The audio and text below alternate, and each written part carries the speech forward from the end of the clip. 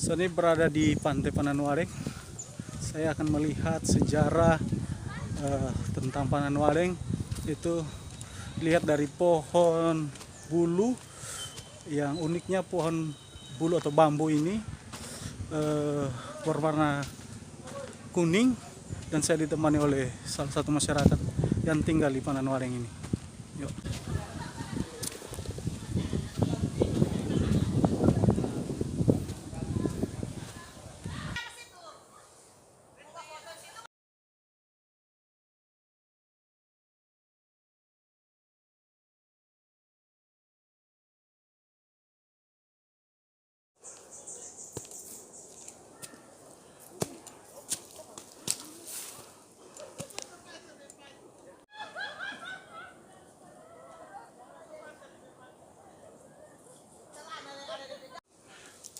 Baik, lokasi menuju pohon bambu tersebut cukup terjal.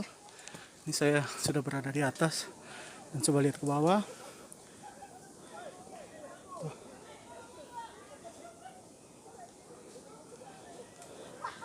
Memang cukup terjal, ketinggiannya sekitar 25 meter dari pantai.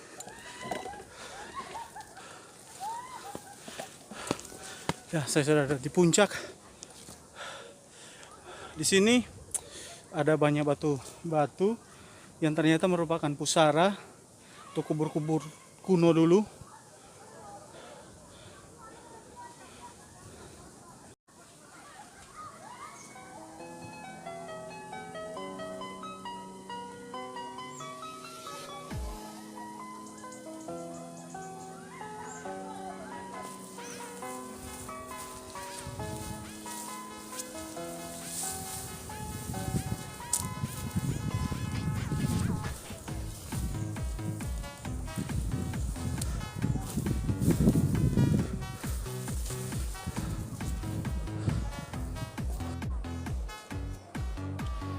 Ini adalah pemandangan dari atas puncak Tanjung, tempat di mana bulu atau bambu itu tumbuh.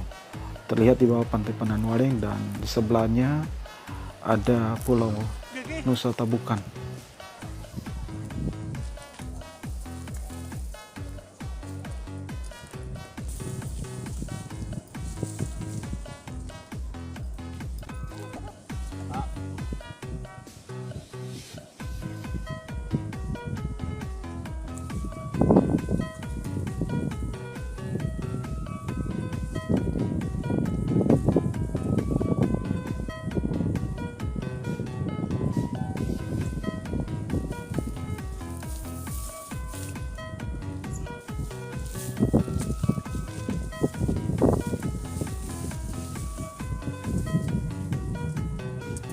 Oke, ini di belakang saya merupakan bulu yang cikal bakal menjadi nama dari Pantai Pananwareng. Ini dulu dari cerita turun-temurun bahwa bulu ini merupakan tombak dari pejuang-pejuang orang Sanghe ya? Iya. Orang Sanghe. Nah, ini bersama saya ada Pak Boy yang membawa saya ke lokasi ini. Di sini konon kalau dahulu bulu ini kalau ditebang dia akan mengeluarkan darah. Tapi seiring waktu berjalan, hal itu sudah tidak terjadi. Antara mitos dan sebuah kebenaran, tapi dari banyak cerita, bulu ini memang dipotong pasti akan mengeluarkan darah. Dan mungkin tipe bulu ini tipe yang jarang ditemui karena bulu ini punya semacam duri dan sangat tajam.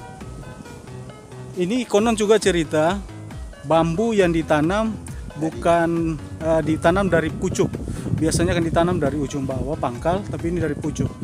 Dan ironisnya dia tumbuh di daerah Tanjung, dan di bawah ini adalah Tanjung dan ada laut. Kalau ke Pantai Pananwareng tak lengkap rasanya jika tidak situ satu ini situs sejarah yang dahulu dari banyak cerita yang saya himpun dari tokoh-tokoh adat, khususnya di masyarakat yang ada di Kampung Terian Baru, bahwa Pantai Pananwareng yang di seberang sana berpasir putih jadi tempat pembantaian pasukan-pasukan dari Mindanao, dari Filipina yang dahulu dikenal orang Mindanao.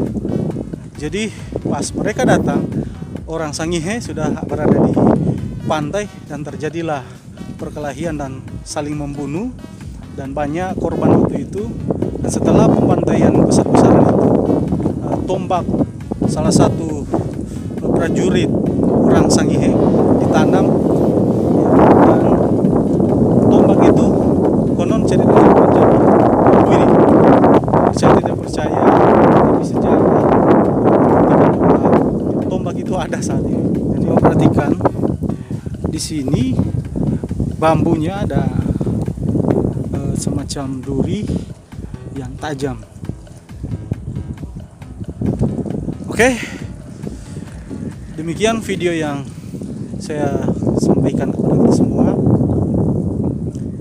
Dukung channel Andi Gansalangi atau channel ALG agar banyak potensi wisata yang ada di Kepulauan Sangihe ini bisa dikenal oleh dunia. Mari share, like, komen, dan subscribe channel saya ya, agar channel ini boleh berkembang. See you. Jangan lupa menuju Sangihe maju.